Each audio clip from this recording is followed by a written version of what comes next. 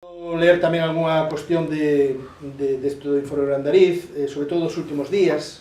No momento en que salta a cuestión é cando chega a Baella. Baella ten un sistema... Chegar a Brandariz foi fácil, pero chegar a Baella ten un sistema de doble control. Non é só que Baella veña protegido con alguén que lle está preguntando, que va a ser o que lle está preguntando o topo, de onde ven, etc., etc., senón que o topo se lle sigue despois con outra rede para saber de onde, para onde vai e de onde ven. E lle dice este Ricardo, que digamos para entendernos o asistente de Baella, lle dice: ¿a qué vas a la casa del número 8 de la calle Picabia? Yo sin alterarme tranquilamente le pregunto: compañero Ricardo, ¿qué es lo que vas a hacer en la calle de Adelaida Muro? É dicir, el xoga con componentes culturais moi semellantes. Claro, a grande pregunta é quen é, pero bueno, isto non sei se algún día os esperei. Bueno, pues al igual que tú y yo, tengo también el control de los compañeros que están guardados y perseguidos, diciéndome que si es así que nada, pero que no me extrañase de la pregunta, pues hay que vigilarse los unos a los otros.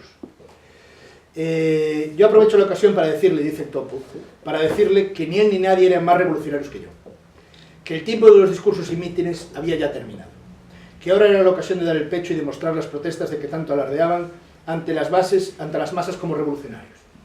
Bien, digamos que los azuza, ¿no? Es decir, para decir esto ten que tirar para adiante, etcétera, etcétera. O día seguinte, que é o último día, por certo, creo, sí, no que aparece este informe, o Brandariz, o topo, fala con Brandariz. E Brandariz lle dice que sí, Brandariz, que inmediatamente le iba a escribir una carta al Baella, en la que éste le iba a afear su conducta poco revolucionaria y que se definiese de una vez.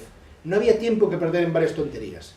Aquí lo que se precisan son armas, y como yo era el que las podía facilitar por medio del Comité Central, ellos no tenían más que hacer que facilitar la organización personal. E a facilitar, de parte.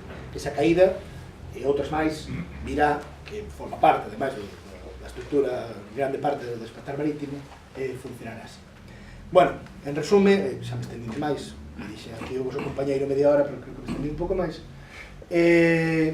a represión contra o anarquismo organizado, contra a Federación Local Obreira Coruñesa, en grande parte debe, sin dúbida ninguna, do papel que xoga na cidade. E xa digo, non só é un papel estrictamente político, ideolóxico, senón de valores educativos, de valores, incluso en algúns ocasións, en algúns sectores da Federación Local Obreira, de convivencia entre distintas ideoloxías, nun tempo cargado de violencia, sin dúbida ninguna, pero que, dende logo, determina moito cal era a identidade desa cidade, o comportamento social, o comportamento solidario desta cidade, que en boa parte se perdeu, aínda que non todo. Creo que se tedes saben facerme alguna pregunta, eu encantado. Isto iba a ser plantexado un pouco como charla coloquio, pero bueno, creo que me estendí demasiado. Nada máis, moitas gracias.